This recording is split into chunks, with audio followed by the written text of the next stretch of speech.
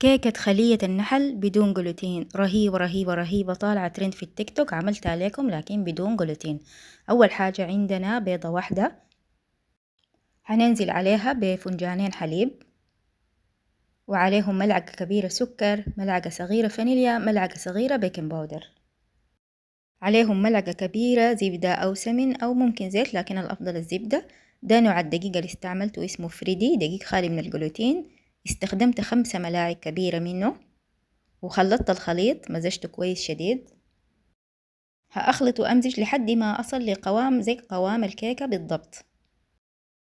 بعدين هنا صينية حقتي صينية صغيرة، المقدار ده بيكفي شخص أو شخصين، ما بتحتاج إني أدهن الصينية بسمن أو زيت. نزلت بالخليط طوالي، وهنا عندي جبنة مربعات أو مثلثات قطعتها قطع صغيرة ورصيتها في الصينية. هضغط شوية كده عشان تدخل لجوا. الفيديو بيوضح الطريقة. هضغط على الجبنة، بعدين هوزع حبة البركة أو الكمون، هوزعها بحيث تكون متساوية في الصينية. هخبز الصينية من تحت 8 دقايق، ومن فوق هفتح عليها شواية زي 3 دقايق لحد ما تاخد وش.